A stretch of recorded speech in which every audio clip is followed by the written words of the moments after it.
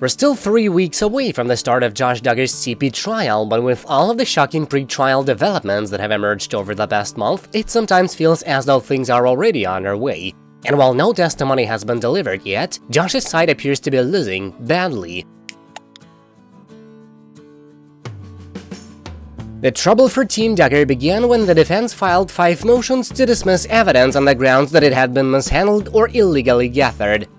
All 5 were denied, and that was just the beginning of the defense's problems. The weeks that followed shed considerable light on the prosecution's strategy as we learned that Josh's past sex crimes and his established history of adult media addiction will both be used against him in court. Now the prosecution's case has come into even sharper focus thanks to 2 new developments that took place over the weekend. First, it was revealed that DA's office has requested access to witness bank records with the hope of eliminating that witness as a possible suspect.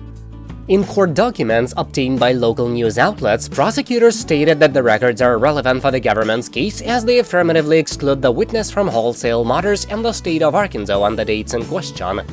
Last week, we learned that prosecutors are seeking to maintain possession of a desktop computer belonging to Josh. Now they're hoping to use bank records to prove that a co-worker of Duggar's was in Missouri during a specific window of time and thus could not have been the party who downloaded illegal materials onto the computer.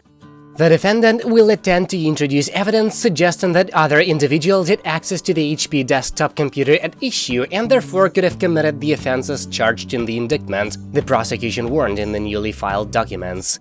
Recent filings reveal that the DA is also planning to shed some light on how Josh was able to engage in his repugnant activities without being detected by members of his family.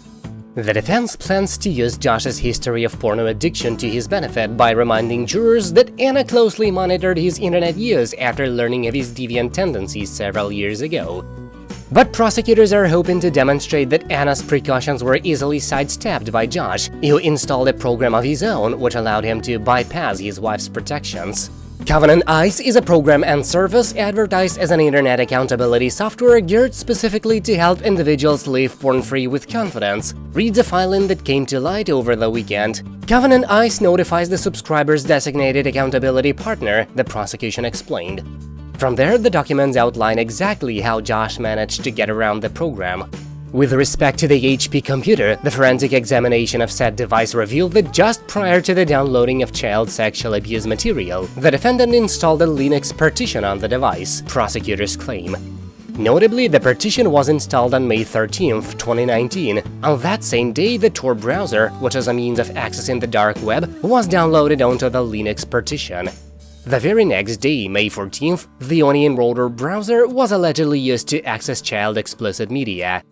Needless to say, the prosecution seems to have a very clear-cut case and a firm understanding of how Josh managed to get away with his crimes for so long.